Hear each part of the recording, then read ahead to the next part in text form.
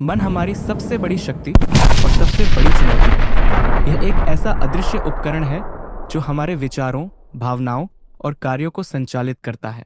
लेकिन इसे समझने और नियंत्रित करने में असफल होने पर यही मन हमारी सबसे बड़ी बाधा भी बन सकता है।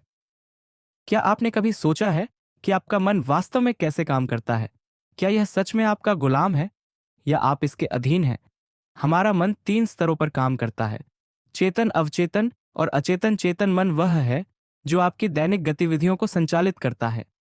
ये वही है जो अभी आपके विचारों को शब्दों में बदल रहा है। लेकिन असली ताकत अब चेतन और अचेतन में छिपी है। अवचेतन मन आपकी आदतों और भावनाओं का भंडार है।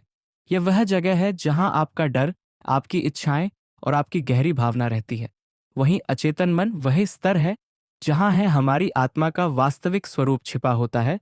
गौतम बुद्ध ने कहा था, आपका मन वह सब कुछ है जो आप सोचते हैं, आप वहीं बनते हैं जो आप अपने मन में सोचते हैं। अगर आप इसे समझकर इसे सही दिशा में चलाना सीख लें तो यह आपके जीवन को सफलता और शांति से भर देगा। कैसे समझें अपने मन को?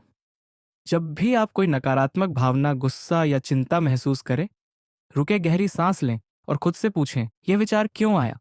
यह मुझे क्या सिखाने की कोशिश कर रहा है? हर विचार, हर भावना आपके अंदर कुछ न कुछ संदेश छोड़ रही है। उन्हें समझना सीखें। योग और ध्यान आपके मन को समझने की सबसे पुराने और प्रभावी तरीके हैं। योग आपको अपने शरीर और मन के बीच संतुलन सिखाता है। श्वासन जैसी साधारण तकनीक से आप अपने विचारों को शांत कर सकते हैं। ध्यान, जो पतंजलि योग सूत्र में गहराई से वर्णित है, आपको अपने विचारों को समझने और नियंत्रित करने का एक सीधा रास्ता दिखाता है। प्राचीन ग्रंथों में कहा गया है कि मन को समझने के लिए सबसे पहले उसके साथ एक मित्र की तरह व्यवहार करें। उसे डांटने या दबाने की बजाय उसे सुने। एक कहानी है जहां अर्जुन अपने गुस्से और असमंजस के कारण अपने मन पर नियंत्रण खो बैठते हैं। तब श्री कृष्ण उन्हें सिखाते हैं कि मन को नियंत्रित करने का पहला कदम उसे स्वीकार करना है। इसे नकार नहीं, बल्कि इसके साथ चलें। आधुनिक विज्ञान भी कहता है कि हमारा मन बेहद जटिल है, लेकिन इसे नियंत्रित करना असंभव नहीं। मस्तिष्क की न्यूरोप्लास्टिसिटी ये दिखाती है कि कैसे आप अपने विचारों को बदलकर अपने मन को प्रशिक्षित कर सकते हैं। लेकिन यह सब केवल ज्ञान की बातें नहीं हैं, इसे अपने जीवन में उतारना ही असली सफलता है।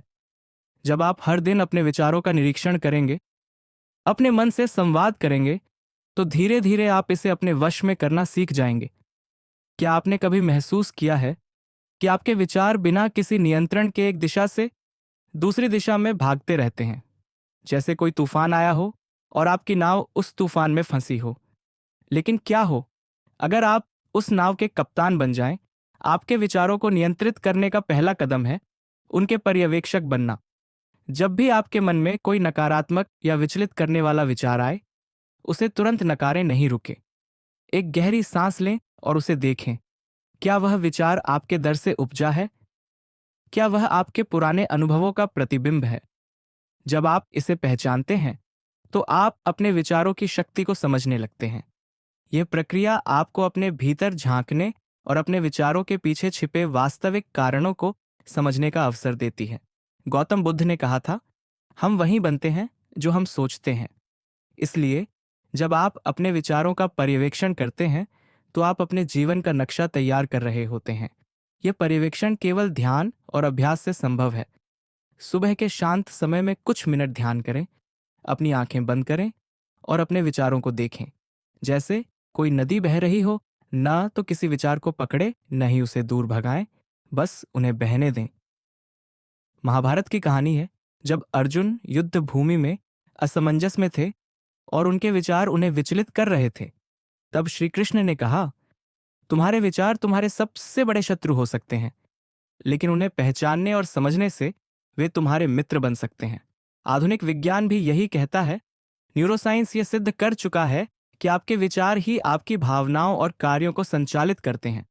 जब आप उन्हें पहचानते हैं, तो आप उन्हें बदलने और नियंत्रित करने में सक्षम हो जाते हैं। एक बार एक छोटे से गांव में एक व्यक्ति हमेशा गुस्से और जलन से भरा रहता था। उसे लगता था कि दुनिया उसके खिलाफ है। एक दिन एक साधु ने उसे सिखाया कि वह अपने विचारों का निरीक्षण करें। जब भी वह गुस्सा महसूस करता, भावुक था और खुद से पूछता, मुझे गुस्सा क्यों आया? क्या यह सच में जरूरी है? धीरे धीरे उसने महसूस किया कि उसके गुस्से का कारण उसके भीतर की असुरक्षा थे। उसने इसे पहचान कर अपने विचारों को बदल दिया और उसका जीवन शांत और संतुलित हो गया। अपने विचारों का पर्यवेक्षक बनना कोई जादू नहीं है, यह अभ्यास है। हर दिन खुद से यह सवाल करें, आज मैंने कौन से विचार सोचा? क्या वे मेरे लिए उपयोगी थे? जब आप ऐसा करेंगे तो आप पाएंगे कि आपका मन शांत समुद्र